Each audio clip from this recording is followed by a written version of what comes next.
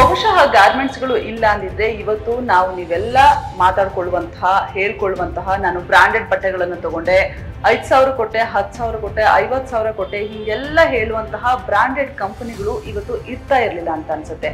ಯಾಕಂದ್ರೆ ಚಿಕ್ಕ ಗಾರ್ಮೆಂಟ್ಸ್ಗಳಲ್ಲಿ ಆರಂಭವಾಗುವಂತಹ ತಯಾರಾಗುವಂತಹ ಉತ್ಪನ್ನಗಳು ನಮ್ಮ ರಾಜ್ಯದಲ್ಲಿ ನಮ್ಮ ಬೆಂಗಳೂರಲ್ಲಿ ನಮ್ಮ ಪೀಣ್ಯದಲ್ಲಿ ಇರುವಂತಹ ಗಾರ್ಮೆಂಟ್ಸ್ಗಳಲ್ಲಿ ತಯಾರಾಗುವಂಥದ್ದು ಇಲ್ಲಿ ರೆಡಿಯಾಗಿ ಇದನ್ನ ಅಂತಾರಾಷ್ಟ್ರೀಯ ಮಟ್ಟಕ್ಕೆ ಅಂತಾರಾಷ್ಟ್ರೀಯ ಮಾರುಕಟ್ಟೆಗೆ ರೀಚ್ ಮಾಡ್ತಾರೆ. ಆದ್ರೆ ಗಾರ್ಮೆಂಟ್ಸ್ಗಳಲ್ಲಿ ಕೆಲಸ ಮಾಡುವಂತಹ ಎಷ್ಟೋ ಜನ ಹೆಣ್ಮಕ್ಳು ಲಕ್ಷಾಂತರ ಹೆಣ್ಮಕ್ಳು ಸಾಕಷ್ಟು ಸಮಸ್ಯೆಗಳಿಂದ ಒದ್ದಾಡ್ತಾ ಇದ್ದಾರೆ. ಅಂಥವರ ಪರಿಸ್ಥಿತಿ ಹೇಗಿದೆ, ಗಾರ್ಮೆಂಟ್ಸ್ಗಳ ಇವತ್ತಿನ ಪರಿಸ್ಥಿತಿ ಹೇಗಿದೆ, ಇದ್ರ ಬಗ್ಗೆ ಎಲ್ಲ ಒಂದಷ್ಟು ಮಾತಾಡೋದು ಇವತ್ತಿನ ಕಾರ್ಯಕ್ರಮದ ವಿಶೇಷ. ಇದ್ರ ಬಗ್ಗೆ ಮಾತನಾಡೋದಕ್ಕೆ ನಮ್ ಜೊತೆ ಇದ್ದಾರೆ ಗಾರ್ಮೆಂಟ್ಸ್ ಲೇಬರ್ ಯೂನಿಯನ್ ನ ರಾಜ್ಯಾಧ್ಯಕ್ಷೆ ಆದಂತಹ ರುಕ್ಮಿಣಿ ಮೇಡಮ್. ಮೇಡಮ್ ನಮಸ್ಕಾರ.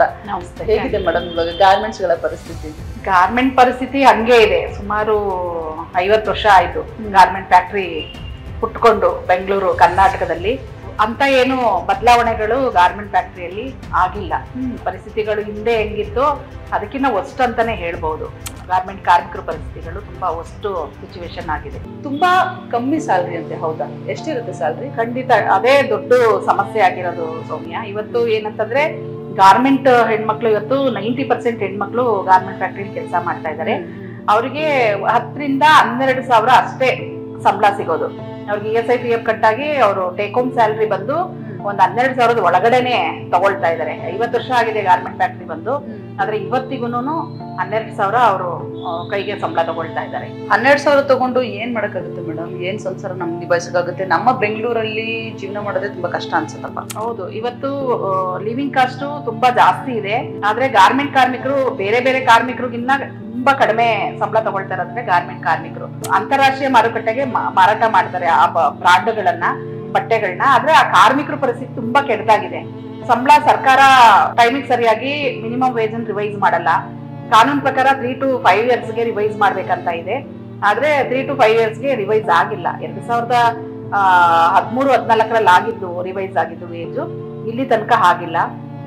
ಮತ್ತೆ ಏನೋ ಒಂದು ರಿವೈಸ್ ಆಯ್ತು ಅಂದ್ರೆ ಎಲ್ಲಾ ಮಾಲೀಕರು ಒಟ್ಟಿಗೆ ಸೇರ್ಕೊಂಡು ಏನ್ ಮಾಡ್ತಾರೆ, ಅದು ಕೊಡಕ್ಕಾಗಲ್ಲ ಅನ್ನೋದು, ಕೇಸ್ ಹಾಕುವಂಥದ್ದು, ಆ ತರದಾಗಿ ಇಲ್ಲಿವರೆಗ ಗಾರ್ಮೆಂಟ್ ಕಾರ್ಮಿಕರಿಗೆ ವೇಜಸ್ ರಿವೈಸ್ ಆಗಿಲ್ಲ. ತುಂಬಾ ಅತಿ ಕಷ್ಟದಲ್ಲಿ ದುಡಿತಾ ಇರೋದು ಅಂತಂದ್ರೆ ಗಾರ್ಮೆಂಟ್ ಹೆಣ್ಮಕ್ಳು. ಇವತ್ತು ನಮ್ಮ ರಾಜ್ಯದಲ್ಲಿ ನಮ್ಮ ಬೆಂಗಳೂರಲ್ಲಿ ಎಷ್ಟು ಗಾರ್ಮೆಂಟ್ಸ್ ಗಳಿದೆ, ಎಷ್ಟು ಜನ ಕೆಲಸ ಮಾಡ್ತಾರೆ? 1200 ರಿಂದ 300 ಫ್ಯಾಕ್ಟ್ರಿಗಳು ಇದಾವೆ ಕರ್ನಾಟಕ ಪೂರ್ತಿ. ಮತ್ತೆ ಒಂದು 10 ರಿಂದ 12 ಲಕ್ಷ ಕಾರ್ಮಿಕರು ಈ ಒಂದು ಸೆಕ್ಟರ್ ಅಲ್ಲಿ ದುಡಿತಾ ಇದ್ದಾರೆ. ಮೋರ್ ದೆನ್ 90% ಹೆಣ್ಮಕ್ಳೇ ದುಡಿತಾ ಇದ್ದಾರೆ. ಅದ್ರಲ್ಲೂ 70% ಸಿಂಗಲ್ ಹೆಡೆಡ್ ಇದ್ದಾರೆ. ಅವರೇ ಮೈನ್ ಬ್ರೆಡ್ ವಿನ್ನರ್ ಅವರ ಫ್ಯಾಮಿಲಿಗೆ. ಮತ್ತೆ ಅವರು ಕೆಲವು ಫ್ಯಾಮಿಲಿಗಳಲ್ಲಿ ಏನಂತಂದ್ರೆ ಅವ್ರ ಫ್ಯಾಮಿಲಿ ಗಂಡ ಆಟೋ ಡ್ರೈವರ್ ಇರ್ಬೋದು, ಕ್ಯಾಬ್ ಡ್ರೈವರ್ ಇರ್ಬೋದು, ಪೇಂಟರು, ಗಾರೆ ಕೆಲಸ ಮಾಡೋರು, ಈ ತರದ್ದು ಕೆಲಸಗಳು, ಸ್ಟ್ರೀಟ್ ವೆಂಡರು, ಈ ತರ ತುಂಬಾ ಮೇಜರ್ ಆಗಿ ಅವ್ರಿಗೆ ಏನೂ ಆದಾಯನೇ ಇಲ್ಲ. ತುಂಬಾ ಕಡಿಮೆ ಆದಾಯ ಇರುವಂತದ್ದು, ತುಂಬಾ ಕಷ್ಟ ಇದೆ. ಆದ್ರೂ ಇವರು ಗಾರ್ಮೆಂಟ್ಸ್ ಅಲ್ಲಿ ದುಡ್ದು ಅವ್ರ ಮಕ್ಳನ್ನ ಸಾಕುವಂಥದ್ದು, ಅವರು ಜೀವನ ಮಾಡುವಂಥದ್ದನ್ನ ಮಾಡ್ತಾ ಇದ್ದಾರೆ. ಮತ್ತೆ ಈ ಕಾರ್ಮಿಕರು ಏನ್ ಮಾಡ್ತಾರೆ ಅಂತಂದ್ರೆ ತುಂಬಾ ಕಡಿಮೆ ಸಂಬಳ ಇರೋದ್ರಿಂದ ಯಾರನ್ನು ಇದು organise sector, garment sector organise sector. ಇಲ್ಲಿ ESI ಇದೆ, PF ಇದೆ, ಎಲ್ಲ ಇದೆ. ಆದ್ರೆ ವೇಜಸ್ ತುಂಬಾ ಕಡಿಮೆ ಇದೆ. ಅದಕ್ಕೆ ಏನ್ ಮಾಡ್ತಾರೆ, ಇವರು ರಿಟೈರ್ಡ್ ಆಗೋವರೆಗೂ ಕೆಲಸ ಮಾಡಲ್ಲ. ಇವಾಗ ಇವ್ರು ಕೆಲಸಕ್ಕೆ ಸೇರಿದ್ರೆ ರಿಟೈರ್ಡ್ ಆಗೋವರೆಗೂ ಕೆಲಸ ಮಾಡ್ಬೋದು. ಆದ್ರೆ ಇವರು ರಿಟೈರ್ಡ್ ಆಗೋವರೆಗೂ ಕೆಲಸ ಮಾಡಲ್ಲ. ಪ್ರತಿ 5 ವರ್ಷಕ್ಕೊಂದ್ಸತಿ ರಿಸೈನ್ ಮಾಡ್ತಾರೆ. ಎಲ್ಲಾ ಬೆನಿಫಿಟ್ ನ ತಗೊಳ್ತಾರೆ, ESI PF ಮತ್ತೆ ಗ್ರಾಚ್ಯುಟಿ ಅದೆಲ್ಲ ತಗೊಂಡು ಮತ್ತೆ ನೀವು ಜಾಯ್ನ್ ಆಗ್ತಾರೆ. ಇದೇ ಆಗೋಗ್ಬಿಟ್ಟಿದೆ. ಮತ್ತೆ ಅವ್ರ ಮುಂದಿನ ಭವಿಷ್ಯಕ್ಕೆ ಅವ್ರಿಗೆ ಯಾವುದೇ ಭದ್ರತೆ ಇಲ್ಲ ಈ ಕಾರ್ಮಿಕರಿಗೆ. ಆ ತರದ್ದು ಇವತ್ತಿನ ಜೀವನ ಮಾಡ್ಬೇಕು, ಮಾಡ್ತಾ ಇದಾರೆ ಅಷ್ಟೇನೆ. ಆದ್ರೆ ಮುಂದಿನ ಭವಿಷ್ಯ ಅವ್ರದ್ದು ಹೆಂಗೆ ಅಂತ ಯಾರನ್ನು ಊಹೆ ಮಾಡ್ಕೊಳಕ್ಕೂ ಸಾಧ್ಯ ಇಲ್ಲ. ಪೀಣ್ಯದಲ್ಲಿ ಇರ್ಬೋದು ಒಂದು 150 ರಿಂದ 200 ಫ್ಯಾಕ್ಟ್ರಿಗಳು ಇರ್ಬೋದು. ಮತ್ತೆ ಒಂದು 3 ಲಕ್ಷದವರೆಗ ಕಾರ್ಮಿಕರು ಈ ಒಂದು ಏರಿಯಾದಲ್ಲಿ ಇದ್ದಾರೆ. 2 ರಿಂದ 3 ಲಕ್ಷ ಕಾರ್ಮಿಕರು ಪೀಣ್ಯ ಇಂಡಸ್ಟ್ರಿಯಲ್ ಏರಿಯಾದಲ್ಲಿ ಇದ್ದಾರೆ. ಅದ್ರಲ್ಲಿ ಏನಂತಂದ್ರೆ ಈಗ ಲೇಡೀಸ್ ಬಟ್ಟೆಗಳು ಹೊಲಿತಾರೆ. ಈಗ ತುಂಬಾ ಹೆಸರಾಂತ ಬ್ರ್ಯಾಂಡ್ಗಳು, ಗ್ಯಾಪ್ ಇರ್ಬೋದು, H&M, ವಾಲ್ಮಾರ್ಟ್, ನೈಕಿ, TVH, ಈ ತರ ದೊಡ್ಡ ದೊಡ್ಡ ಬ್ರ್ಯಾಂಡ್ಗಳಿಗೆ C&A, M&S, ಮಾರ್ಕಸ್ ಸ್ಪೆನ್ಸರ್, ಈ ತರ ಹೆಸರಾಂತ ಬ್ರ್ಯಾಂಡ್ಗಳಿಗೆ ಕೆಲಸ ಮಾಡ್ತಾರೆ. ಅವೆಲ್ಲಾನು ಇಲ್ಲೆಲ್ಲೂ ಸೇಲ್ ಆಗಲ್ಲ. ಎಲ್ಲ ಇವಾಗ ಮಾಲ್ಗಳಲ್ಲಿ ಎಲ್ಲ ಬ್ರ್ಯಾಂಡ್ದು ಲೇಬಲ್ ಇದು ಓಪನ್ ಮಾಡಿರ್ತಾರೆ ಬ್ರಾಂಚು. ಇವಾಗೆಲ್ಲ ಮಾಲ್ಗಳಾಗಿರೋದ್ರಿಂದ ಅಲ್ಲಿ ಮಾರಾಟ ಮಾಡ್ತಾರೆ. ಆದ್ರೆ ನಮ್ಮ ಮಾಮೂಲಿ ಶಾಪ್ಗಳಲ್ಲಿ ಸಿಗಲ್ಲ. ಅದು ಪೂರ್ತಿ ಜಾಸ್ತಿ ಯುರೋಪಿಯನ್ ಕಂಟ್ರಿ ಮತ್ತೆ US ಕಂಟ್ರಿಗಳಲ್ಲಿ ಜಾಸ್ತಿ ಸೇಲ್ ಆಗುತ್ತೆ. ಅಲ್ಲಿ ಆ ಬಟ್ಟೆ ಕನ್ಸ್ಯೂಮರ್ ಇರೋದು, ಕೊಂಡ್ಕೊಳ್ಳೋರು ಇರೋದು ಅಂತಾರಾಷ್ಟ್ರೀಯ ಲೆವೆಲ್ ಅಲ್ಲೇ ಹೊತ್ತು ಇಲ್ಲಿ ತುಂಬಾ ಜನ ಇಲ್ಲ. ಇಲ್ಲೆಲ್ಲ ನಮ್ದು ಲೋಕಲ್ ಬಟ್ಟೆಗಳು ಕೊಂಡ್ಕೊಳ್ಳೋ ತರ ಅದನ್ನ ತಗೊಳಕ್ಕೆ ಸಾಧ್ಯನೇ ಇಲ್ಲ, ಯಾಕೆಂದ್ರೆ ಅದ್ರದ್ದು ಜಾಸ್ತಿ ರೇಟು ಇರುತ್ತೆ. ಮತ್ತೆ ನೋಡಿ ನಮ್ಮ ಈ ಒಂದು ಗಾರ್ಮೆಂಟ್ ಇದು ಹತ್ತಿ ಬೆಳೆಯೋದ್ರಿಂದ, ದಾರ ತೆಗೆಯೋದ್ರಿಂದ, ಡೈಯಿಂಗು ಕಟ್ಟಿಂಗು ಎಲ್ಲಾನು ಇಲ್ಲಿಂದನೇ ಆಗುತ್ತೆ. ಸ್ಟಿಚಿಂಗು ಪ್ಯಾಕಿಂಗು ಎಲ್ಲ ಪ್ಯಾಕ್ ಮಾಡಿ ಕ್ಲೀನ್ ಆಗಿ ಅದನ್ನ ಹೊರಗಡೆ ದೇಶಕ್ಕೆ ಕಳಿಸ್ತಾರೆ. ಅವರು ಬ್ರ್ಯಾಂಡ್ ಅವರು ಲೇಬಲ್ ಹಾಕೊಳ್ತಾರೆ, ಲೇಬಲ್ ಹಾಕೊಂಡು ಅದನ್ನ ಅಂತಾರಾಷ್ಟ್ರೀಯ ಮಾರುಕಟ್ಟೆಯಲ್ಲಿ ಮಾರಾಟ ಮಾಡ್ತಾರೆ. ಏನಂದ್ರೆ ಅದರಲ್ಲಿ ಯಾವುದೇ ನೆಗೋಸಿಯೇಷನ್ ಇಲ್ಲ. ನಾವಿಲ್ಲಿ ಒಂದ್ ಸೀರೆ ಅಂಗಡಿಗೆ ಹೋದ್ರೆ ನಾವು ನೆಗೋಸಿಯೇಷನ್ ಮಾಡ್ತೀವಿ, 600 ರೂಪಾಯಿ ಇದ್ರೆ 500 ರೂಪಾಯಿ ಕೊಡಪ್ಪ ಅಂತ ಹೇಳಿ. ಅದ್ರಲ್ಲಿ ಯಾವುದೇ ನೆಗೋಸಿಯೇಷನ್ ಇಲ್ಲ. ಅವ್ರ ಸ್ಟಿಕ್ಕರ್ ಒಂದ್ಸತಿ ಹಾಕ್ತು ಅಂದ್ರೆ ಕಂಪ್ಯೂಟರ್ಗೆ ಹೋಗಿ ಹಿಡಿಬೇಕು, ಅಲ್ಲಿ ಎಷ್ಟು ರೇಟ್ ಬರುತ್ತೋ ಅಷ್ಟು ಕೊಡ್ಬೇಕು, ಅದರಲ್ಲಿ ನೆಗೋಸಿಯೇಷನ್ ಇಲ್ಲ. ಆದ್ರೆ ನಮ್ ಕಾರ್ಮಿಕರಿಗೆ ಅಷ್ಟು ಆ ತರದೊಂದು ಬಟ್ಟೆ ಮಾಡ್ತಾ ಇರುವಂತ ಕಾರ್ಮಿಕರಿಗೆ ಇವತ್ತು 10 ರಿಂದ 12 ಸಾವಿರ ಸಿಗ್ತಾ ಇದೆ. ಮತ್ತೆ ಅವ್ರ ಫ್ಯಾಮಿಲಿಯಲ್ಲಿ ತುಂಬಾ ಕಷ್ಟ ಇದೆ. ಇವತ್ತು ರೆಂಟು ಯಾವ ಲೆವೆಲ್ಗೆ ಹೋಗಿದೆ ಅಂದ್ರೆ ಅವ್ರು ತಗೊಳ್ಳೋದ್ರಲ್ಲಿ ಮೋರ್ ದೆನ್ 60% ರೆಂಟ್ಗೆ ಹೋಗ್ತಾ ಇದೆ. ಇನ್ ಯಾವ ತರ ಜೀವನ ಮಾಡ್ತಾರೆ ಅವರು? ತುಂಬಾ ಕಷ್ಟ ಇದೆ. ಗಾರ್ಮೆಂಟ್ ಕಾರ್ಮಿಕರಂತೂ ತುಂಬಾ ಸಮಸ್ಯೆಗಳನ್ನ ಫೇಸ್ ಮಾಡ್ತಾ ಇದ್ದಾರೆ. ಇದು ಯಾವ್ಯಾವ ದೇಶಕ್ಕೆ ಹೋಗುತ್ತೆ? ನಮ್ಮ ಬೆಂಗಳೂರಲ್ಲಿ, ಪೀಣ್ಯದಲ್ಲಿ ಅಥವಾ ನಮ್ಮ ರಾಜ್ಯದಲ್ಲಿ ರೆಡಿ ಆಗುವಂತಹ ಬಟ್ಟೆಗಳು ಎಲ್ಲಾ ದೇಶಗಳಿಗೆ, ಔಟ್ ಆಫ್ ಕಂಟ್ರಿ ಎಲ್ಲಾ ಕಡೆಗೂ ಹೋಗುತ್ತೆ. ಹೆಚ್ಚಿಗೆ ಹೋಗೋದು ಯುರೋಪಿಯನ್ ಕಂಟ್ರಿ ಮತ್ತೆ US ಜಾಸ್ತಿ ಹೋಗುತ್ತೆ, ಮತ್ತೆ ಬೇರೆ ಬೇರೆ ಕಡೆಗೆ ಹೋಗುತ್ತೆ. ಎಲ್ಲ ಆ ಬ್ರಾಂಡ್ಗಳು ಒಂದೊಂದು ಬ್ರಾಂಡ್ ಒಂದೊಂದು ದೇಶಕ್ಕೆ ಸಂಬಂಧಪಟ್ಟಂಗೆ, ಆದ್ರೆ ಎಲ್ಲಾ ದೇಶಗಳಲ್ಲೂ ಅವ್ರದ್ದು ಶಾಪ್ಗಳಿರುತ್ತೆ. ಇವಾಗ ಮೇಡಮ್ ಗಾರ್ಮೆಂಟ್ಸ್ ಅಲ್ಲಿ ಕೆಲಸ ಮಾಡುವಂತಹ ಹೆಣ್ಮಕ್ಳಿಗೆ ಏನೇನ್ ಕಷ್ಟಗಳಿರುತ್ತೆ ಅಂದ್ರೆ ಮೇಜರ್ ಆಗಿ ಸಂಬಳ ಕಡಿಮೆ ಇದೆ, ತುಂಬಾ ಕಡಿಮೆ ಸಂಬಳ ಇದೆ. ಮತ್ತೆ ಇನ್ನೊಂದು ವರ್ಕ್ ಪ್ರೆಸರ್ ಜಾಸ್ತಿ ಇದೆ. ಇಲ್ಲಿ ಏನಂತಂದ್ರೆ ಪ್ರೊಡಕ್ಷನ್ ಅಂತ ಏನ್ ಫಿಕ್ಸ್ ಮಾಡ್ತಾರೆ, ಅಂದ್ರೆ ಗಂಟೆಗೆ ಇಷ್ಟು ಕೊಡ್ಬೇಕು, ಗಂಟೆಗೆ ಕೊಡ್ಬೇಕಂತ ಪ್ರೊಡಕ್ಷನ್ ಅನ್ನೋಂಥದ್ನ ಅದನ್ನ ಒಂದು ನಮ್ಮ ಕಾರ್ಮಿಕರು ಹಾಡು ಭಾಷೆಯಲ್ಲಿ ಪ್ರೊಡಕ್ಷನ್ ಟಾರ್ಚರ್ ಅನ್ನೋದನ್ನ ಎಲ್ಲ ಸಾಮಾನ್ಯವಾಗಿ ಮಾತಾಡ್ಕೊಳ್ತಾರೆ. ಅದನ್ನ ಪ್ರೊಡಕ್ಷನ್ ಟಾರ್ಚರ್ ಇದೆ ಅನ್ನೋಂಥದ್ನ ಸಾಮಾನ್ಯವಾಗಿ ಮಾತಾಡ್ಕೊಳ್ತಾರೆ. ಅದರಿಂದನೇ ಎಲ್ಲಾ ಸಮಸ್ಯೆಗಳು ಉಟ್ಕೊಳ್ಳುವಂಥದ್ದು. ಪ್ರೊಡಕ್ಷನ್ ನ ವೈಜ್ಞಾನಿಕವಾಗಿ ಇಷ್ಟೇ ಮಾಡ್ಬೇಕಂತ ಎಲ್ಲೂ ಫಿಕ್ಸ್ ಮಾಡಿಲ್ಲ. ಒಂದ್ ದಿನಕ್ಕೆ 100 ಪೀಸ್ ಮಾಡ್ಬೇಕು, 150 ಮಾಡ್ಬೇಕು, 200 ಮಾಡ್ಬೇಕು ಅಂತ ಕೇಳ್ತಾರೆ. ಅದನ್ನ ರೀಚ್ ಮಾಡಿಲ್ಲ ಅಂದಾಗ ಅಲ್ಲಿ ಬೈಗ್ಲಗಳು ಶುರುವಾಗುತ್ತೆ.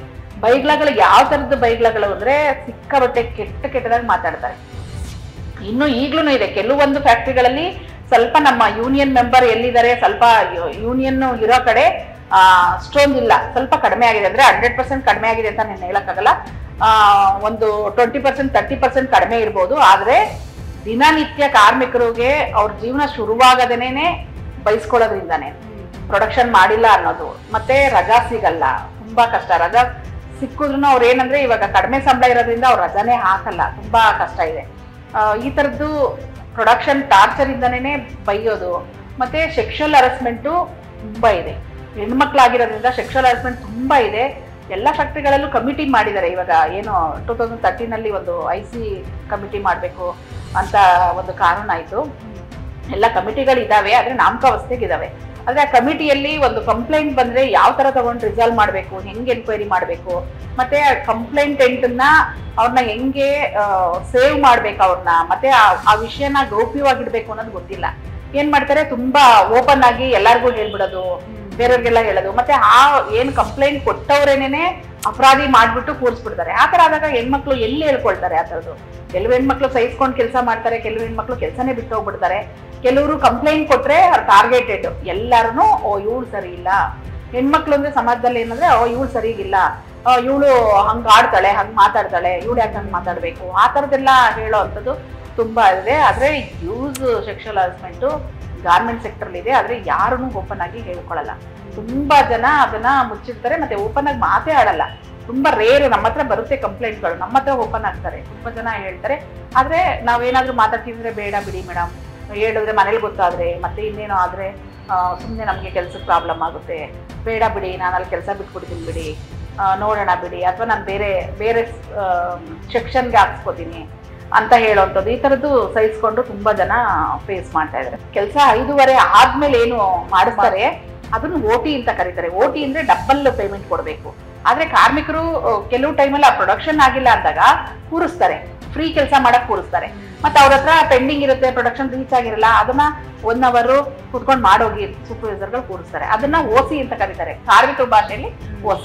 ಬೇರೆಯವ್ರು ಕೇಳ್ತಾರೆ ಏನು OT ಕೊಟ್ರ ನಿನ್ಗೆ ಅಂದ್ರೆ, ಇಲ್ಲ ಕಡೆ ನನ್ ಪ್ರೊಡಕ್ಷನ್ ಆಗಿಲ್ಲ, OC ಮಾಡಿದೆ ಇವತ್ತು. ಈ ತರದ್ದು ಸುಮಾರು ಭಾಷೆಗಳು, ಕಾರ್ಮಿಕರ ಭಾಷೆಗಳು ಇದಾವೆ. ಮತ್ತೆ ಹೆಣ್ಮಕ್ಳಿಗೆ ಎಷ್ಟೊಂದು ಸಮಸ್ಯೆಗಳಿರುತ್ತೆ. ಕೆಲಸ ಮಾಡುವಾಗ ಮುಟ್ಟಿನ ಸಮಸ್ಯೆ ಇರುತ್ತೆ, ಅವ್ರಿಗೆ ಯಾವಾಗ್ಲೂ ಕುತ್ಕೊಂಡ್ ಮಾಡಕ್ಕಾಗಲ್ಲ, ಹೊಟ್ಟೆ ನೋವು ಇರುತ್ತೆ, ಏನಿರುತ್ತೆ ಅರ್ಥ ಮಾಡ್ಕೊಳಲ್ಲ ಯಾರನ್ನು. ಆದ್ರೆ ಅವ್ರು ಮಾಡೋ ಅಂತ ಕೆಲ್ಸನ ಅವ್ರು ಮಾಡೋ ಪ್ರೊಡಕ್ಷನ್ ಕೊಡ್ಲೇಬೇಕು. ಕೊಡ್ಲಿಲ್ಲ ಅಂತಂದ್ರೆ ಕರ್ಕೊಂಡು ಹೋಗೋದು, ಕ್ಯಾಬಿನ್ ಅಲ್ಲಿ ನಿಲ್ಸೋ ಅಂತದ್ದು, ಎಲ್ಲಾರ ಮುಂದೆ ಬೈಯುವಂಥದ್ದು, ಮತ್ತೆ ಕೆಲಸ ಮಾಡಕ್ ಆಗ್ಲಿಲ್ಲ ಅಂದ್ರೆ ಏನಕ್ಕೆ ಬರ್ತೀರಾ ಸಹಾಯಕ್ಕೆ, ಮತ್ತೆ ಪುಟ್ಕೋಸಿ ಒಲಿಯಕ್ ಬರ್ತೀರಾ, ಇಲ್ಲಿ ಏನು ನೀವು ಅಪ್ಪ ಬಂಡವಾಳ ಹಾಕೋಣ, ಈ ತರದೆಲ್ಲ ತುಂಬಾ ಭಾಷೆಗಳನ್ನ ಬಳಸಿ ಬೈಯುವಂಥದ್ದನ್ನ ಸೂಪರ್ವೈಸರ್ಗಳು ಮಾಡ್ತಾರೆ. ಮತ್ತೆ ಇಲ್ಲಿ ಸೂಪರ್ವೈಸರ್ ಗಾರ್ಮೆಂಟ್ ಫ್ಯಾಕ್ಟ್ರಿಯಲ್ಲಿ ಎಲ್ಲಾ ಟಾಪ್ ಲೆವೆಲ್ ಅಲ್ಲಿ ಇರೋದು ಎಲ್ಲಾರು ಗಂಡಸರೇ ಇದ್ದಾರೆ. ಮತ್ತೆ ಈಗ ಟೈಲರ್ ಕೆಲಸ, ಹೆಲ್ಪರು, ಈ ತರದೆಲ್ಲ ಹೆಣ್ಮಕ್ಳಿದ್ದಾರೆ. ಹೆಣ್ಮಕ್ಳನ್ನ ಇದ್ರಲ್ಲಿ ನೀವು ಎಷ್ಟು ವರ್ಷ ಮಾಡಿದ್ರು ಪ್ರಮೋಷನ್ನೇ ಕೊಡಲ್ಲ. ಮತ್ತೆ ಇಲ್ಲಿ ಸರ್ವಿಸ್ ವೈಟೇಜು ಇಲ್ಲ. 30 ವರ್ಷದಿಂದ ಮಾಡ್ತಾ ಇದ್ರು ಅಷ್ಟೇ ಸಂಬಳ, ಇವಾಗ ಜಾಯ್ನ್ ಆದವ್ರಿಗೂ ಅಷ್ಟೇ ಸಂಬಳ. ತುಂಬಾ ಒಂಥರ ಬೇರೆ ತರದ್ದೇ ಇರಲ್ವ ಇದ್ರಲ್ಲಿ? ಇನ್ಕ್ರಿಮೆಂಟ್ ಅದೇ ಹೇಳಿದ್ನಲ್ಲ ನಾನು, ಮಿನಿಮಮ್ ವೇಜಸ್ 3 to 5 years ಒಂದ್ಸತಿ ರಿವೈಸ್ ಮಾಡ್ಬೇಕು. ಮತ್ತೆ DA ಕೊಡ್ತಾರೆ 1 ವರ್ಷಕ್ಕೆ ಒಂದ್ಸತಿ. ಅದು ಸಾಕಾಗಲ್ಲ. ಅಟ್ಲೀಸ್ಟ್ ನಮ್ಮ ಗೌರ್ಮೆಂಟ್ 6 ತಿಂಗಳಿಗೆ ಒಂದ್ಸತಿನಾದ್ರೂ DA ಇನ್ಕ್ರೀಸ್ ಮಾಡಕ್ಕೆ ನೋಡ್ಬೇಕು. ಯಾಕೆಂತಂದ್ರೆ ಲೀವಿಂಗ್ ಕಾಸ್ಟ್ ಮೇಲೆ ನಾವೆಲ್ಲಾನು ಕ್ಯಾಲ್ಕುಲೇಷನ್ ಮಾಡೋದಲ್ಲ. ಲಿವಿಂಗ್ ಕಾಸ್ಟ್ ಜಾಸ್ತಿ ಇದ್ದಾಗ ಅಟ್ಲೀಸ್ಟ್ 6 ತಿಂಗಳಿಗೆ ಒಂದ್ಸತಿ DA ನ ಮಾಡಿದ್ರೆ ಕಾರ್ಮಿಕರಿಗೆ ಹೆಲ್ಪ್ ಆಗುತ್ತೆ. ಮತ್ತೆ ಗ್ರಾಜ್ಯುಟಿ 5 ವರ್ಷಕ್ಕೆ ಕೆಲಸ ಮಾಡಿ ಬಿಡ್ತಾರಲ್ಲ, ಅದು 1 ವರ್ಷಕ್ಕೆ 15 ದಿನದ ಸಂಬಳ ಇದೆ. ಅದನ್ನ ಅಟ್ಲೀಸ್ಟ್ 1 ತಿಂಗಳು ಕೊಟ್ರೆ, 1 ವರ್ಷಕ್ಕೆ 1 ತಿಂಗಳದ್ ಕೊಟ್ರೆ ಇನ್ನು ಒಂಚೂರು ಹೆಚ್ಚು ಬೆನಿಫಿಟ್ ಸಿಗುತ್ತೆ ಅವ್ರಿಗೆ. ತುಂಬಾ ಕಷ್ಟ ಇದೆ, ಕಾರ್ಮಿಕರು ಸರ್ವೈವ್ ಆಗಕ್ಕೆ ತುಂಬಾ ಕಷ್ಟ. ಏನಂದ್ರೆ ಅವತ್ತಿಂದ ಅವತ್ತು ಜೀವನ ಮಾಡ್ಕೊಂಡು ಹೋಗ್ತಾ ಇದಾರೆ. ಮುಂದಿನ ಭವಿಷ್ಯಕ್ಕೆ ಅವರು ಯಾವ್ದನ್ನು ಸೇವ್ ಮಾಡ್ತಾ ಇಲ್ಲ ಎಲ್ಲೂ. ಮತ್ತೆ ಹಳ್ಳಿಗಳ ಕಡೆಯಿಂದ ಬರ್ತಾರೆ, ಅವ್ರಿಗೆ ಏನು ಹೆಣ್ಮಕ್ಳ ಹೆಸರಲ್ಲಿ ಯಾವುದೇ ಪ್ರಾಪರ್ಟಿ ಇರಲ್ಲ, ಏನು ಇರಲ್ಲ. ಮಕ್ಳೊಂದ್ ಸಾಕ್ತಾರೆ, ಗಂಡ ಕುಡ್ಕಾ ಇರ್ತಾನೆ, ಅವನೊಂದಷ್ಟು ಕಿತ್ಕೋತಾನೆ, ಈ ತರದ್ದೆಲ್ಲ ಇದ್ದು ತುಂಬಾ ಅವರು ಭವಿಷ್ಯನೇನೆ ಮುಂದೆ ಏನಂತಾನೆ ಗೊತ್ತಿರಲ್ಲ ಆ ತರದ್ದು. ಆದ್ರೆ ಮಕ್ಳು ಭವಿಷ್ಯ ಚೆನ್ನಾಗಿರ್ಬೇಕು, ಗಂಡ ಚೆನ್ನಾಗಿರ್ಬೇಕು. ಮತ್ತೆ ಕಾರ್ಮಿಕರಿಗೆ ಹುಷಾರಿಲ್ಲ ಅಂತಂದ್ರೆ ಮೆಡಿಕಲ್ ಸ್ಟೋರ್ಗೆ ಹೋಗಿ ಮಾತ್ರ ತಗೊಳ್ತಾರೆ. ಅದೇ ಗಂಡ ಮಕ್ಳಿಗೆ ಹುಷಾರಿಲ್ಲ ಅಂದ್ರೆ ಮಾತ್ರ ರಜಾ ಹಾಕ್ತಾರೆ, ಅವ್ರನ್ನ ಕೇರ್ ಮಾಡ್ತಾರೆ, ಅವ್ರನ್ನ ಹಾಸ್ಪಿಟಲ್ ಕರ್ಕೊಂಡು ಹೋಗ್ತಾರೆ. ಅದೇ ಈ ಹೆಣ್ಮಕ್ಳಿಗೆ ಹುಷಾರಿಲ್ಲ ಅಂದ್ರೆ ಮೆಡಿಕಲ್ ಸ್ಟೋರ್ ಮಾತ್ರ ನೋಡ್ಬಿಟ್ಟು ಕೆಲ್ಸಕ್ಕೆ ಹೋಗ್ತಾರೆ. ಈ ತರದ್ದು ನಮ್ಮ ಹೆಣ್ಮಕ್ಳದು ಮನಸ್ಸು ಈ ತರದ್ದು. ಎಷ್ಟು % ಹೆಣ್ಮಕ್ಳು ಕೆಲಸ ಮಾಡ್ತಾರೆ ಗಾರ್ಮೆಂಟ್ಸ್ ಅಲ್ಲಿ? 80%, 85-90% ಹೆಣ್ಮಕ್ಳೇ ಇದ್ದಾರೆ. ಟಾಪ್ ಲೆವೆಲ್ ಅಲ್ಲಿ ಸೂಪರ್ವೈಸರ್ ಕ್ಯಾಟಗರಿ ಮತ್ತೆ ಕಟಿಂಗ್ ಮಾಸ್ಟರ್ಗಳು ಆ ತರದ್ರಲ್ಲಿ ಮಾತ್ರ ಗಂಡು ಮಕ್ಳಿದ್ದಾರೆ. ಆಲ್ಮೋಸ್ಟ್ ಹೆಣ್ಮಕ್ಳೇ ಕೆಲಸ ಮಾಡ್ತಾರೆ. ಗಾರ್ಮೆಂಟ್ಸ್ ಗಳಲ್ಲಿ ಸಂಬಳ ಕೊಡ್ತಾರೆ, ಸಂಬಳ ಬಿಟ್ಟು ಬೇರೆ ಏನ್ ಫೆಸಿಲಿಟೀಸ್ ಕೊಡ್ತಾರೆ? ಏನಾದ್ರು ಕೊಡ್ತಾರಾ? ಏನು ಇಲ್ಲ, ಸಂಬಳ ಬಿಟ್ಟು ಬೇರೆ ಏನು ಕೊಡಲ್ಲ. ವರ್ಷಕ್ಕೊಂದ್ಸತಿ ಬೋನಸ್ ಕೊಡ್ತಾರೆ, ಅದರಲ್ಲೂ 8.33% ಬೋನಸ್ ಕೊಡ್ತಾರೆ. ಅವ್ರು ಮಿನಿಮಮ್ 5 ವರ್ಷ ಕೆಲಸ ಮಾಡ್ಬೇಕು. ಕೆಲಸ ಮಾಡಿದ್ರೆ ಗ್ರಾಜ್ಯುಟಿ ಅಂತ ಕೊಡ್ತಾರೆ. ಅದೇ ನಾನು ಅವಾಗಲೇ ಹೇಳ್ದಂಗೆ 1 ವರ್ಷಕ್ಕೆ 15 ದಿನ ಸಂಬಳ ಕೊಡ್ತಾರೆ ಗ್ರಾಜ್ಯುಟಿ ಅಂತ. ಬೋನಸ್ ಕೊಡ್ತಾರೆ. ESI PF ಕಟ್ ಮಾಡ್ತಾರೆ. PF ಅಲ್ಲಿ ಏನಂದ್ರೆ ಅವ್ರು ಕೆಲಸ ಬಿಟ್ಟಾಗ PF ಬರುತ್ತೆ, PF ದುಡ್ಡು ತಗೊಳ್ಬಹುದು. ಅಷ್ಟು ಬಿಟ್ರೆ ಬೇರೆ ಏನು ಬೆನಿಫಿಟ್ ಇಲ್ಲ. ಮೇಡಮ್, ಗಾರ್ಮೆಂಟ್ಸ್ ಗಳಲ್ಲಿ ಕೆಲಸ ಮಾಡೋ ಹೆಣ್ಮಕ್ಳು ವಾಶ್ರೂಮ್ಗೆ ಹೋಗೋದಕ್ಕೂ ಕೂಡ ಟೈಮಿಂಗ್ಸ್ ಇದೆಯಂತೆ, ಹೌದಾ? ಇವಾಗ ಆ ತರದಿಲ್ಲ, ಅದೆಲ್ಲ ಸ್ವಲ್ಪ ಕಡಿಮೆ ಆಗಿದೆ. ಯಾಕೆಂದ್ರೆ ಮುಂಚೆ ತುಂಬಾ ಇತ್ತು. ಆದ್ರೆ ಇವಾಗ್ಲೂ ಏನಂತಂದ್ರೆ ಪ್ರೊಡಕ್ಷನ್ ಇದ್ದಾಗ ಕಾರ್ಮಿಕರು ಹೋಗಲ್ಲ. ಪ್ರೊಡಕ್ಷನ್ ಮಾಡ್ಬೇಕಂದ್ರೆ ಟಾಯ್ಲೆಟ್ ಸ್ವಲ್ಪ ದೂರ ಇರುತ್ತೆ, ಇವಾಗ ಎದ್ದೋಗ್ಬೇಕು. ಇವಾಗ ಅದು ಏನಂತಂದ್ರೆ ಚೈನ್ ಸಿಸ್ಟಮ್ ಅಲ್ಲಿ ಕೆಲಸ ಮಾಡ್ತಾರೆ. ಎಲ್ಲಾರು ಪೀಸ್ ಬಂದ್ರೆ ಒಂದು ಶರ್ಟ್ ರೆಡಿ ಆಗ್ಬೇಕಂದ್ರೆ ಒಂದು 25-30 ಜನ ಇರ್ತಾರೆ. ಆ ಒಂದು ಫೈನಲ್ ಆಗ್ಬೇಕಾದ್ರೆ ಪಾರ್ಟ್ಸ್ ವೈಸ್ ಕೆಲಸ ಮಾಡ್ತಾರೆ. ಫುಲ್ ಫಿನಿಶಿಂಗ್ ಆಗಿ ಬರೋಷ್ಟಕ್ಕೆ ಮುಂದೆಗಡೆ ಟೇಬಲ್ ಬರುತ್ತೆ. ಅವಾಗ ಏನಾಗುತ್ತೆ, ಆ ಚೈನ್ ಸಿಸ್ಟಮ್ ಅಲ್ಲಿ ಪೀಸ್ ಬರುವಾಗ ಯಾರೊಬ್ರು ಮಧ್ಯದಲ್ಲಿ ಎದ್ದೋದ್ರು 5 ನಿಮಿಷ ಅಂದ್ರೆ ಅದೇನಾಗುತ್ತೆ, ಪೆಂಡಿಂಗ್ ಆಗ್ಬಿಡುತ್ತೆ. ಹಂಗಾಗಿ ಏನ್ ಮಾಡ್ತಾರೆ, ಕೆಲವರೆಲ್ಲ ಊಟ ಟೈಮಲ್ಲಿ ಹೋಗ್ತಾರೆ. ಅಥವಾ ತುಂಬಾ ಹೆಣ್ಮಕ್ಳು ಏನ್ ಮಾಡ್ತಾರೆ, ಈಗ 5:30 ಫ್ಯಾಕ್ಟ್ರಿ ಬಿಡುತ್ತೆ ಅಂದ್ರೆ 5 ಗಂಟೆಗೆ ಫುಲ್ ಟಾಯ್ಲೆಟ್ ಅಲ್ಲಿ ಕ್ಯೂ ಇರ್ತಾರೆ. ಆ ಟೈಮಲ್ಲಿ ಮನೆಗೆ ಹೋಗ್ಬೇಕಲ್ಲ, ಮನೆಗೆ ಹೋಗೋ ಟೈಮಲ್ಲಿ ಟಾಯ್ಲೆಟ್ ಹೋಗ್ಬಿಟ್ಟು ಬರೋದಕ್ಕೆ ಅಂತ ಹೋಗ್ತಾರೆ. ಆದ್ರೆ ಏನು ಇವಾಗೇನ್ ಕಂಡೀಷನ್ ಏನು ಮಾಡಲ್ಲ. ಆದ್ರೂ ಇವಾಗ ಪೀಸ್ ಪೆಂಡಿಂಗ್ ಆದಾಗ ಎಲ್ಲೋದ್ರು ಎದೋಗಿದ್ದಾರೆ, ಪೀಸ್ ಪೆಂಡಿಂಗ್ ಆಗಿದೆ ಅನ್ನೋ ಸೂಪರ್ವೈಸರ್ಗಳು ಅದನ್ನು ಮಾಡ್ತಾರೆ. ಮೇಡಮ್, ಪ್ರೊಡಕ್ಷನ್ ಆಗಿಲ್ಲ ಅಂದ್ರೆ ಪ್ರೊಡಕ್ಷನ್ ಇವತ್ತು ಬೇಕು ಅಂದ್ರೆ ಕ್ಲಿಯರ್ ಮಾಡಿಸ್ಬೋದು. ಸೆಕ್ಷುವಲ್ ಹರಾಸ್ಮೆಂಟ್ ಯಾಕೆ ಮಾಡ್ಬೇಕು?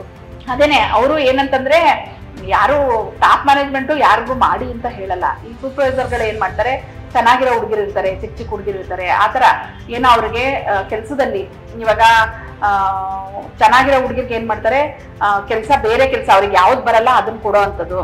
ಆಮೇಲೆ ಇವರು ಆಫರ್ ಕೊಡೋದು, ಈ ತರ ಹೋಗಿ ಮಾತಾಡೋ ಅಂತದ್ದು ಅಂತದೆಲ್ಲ.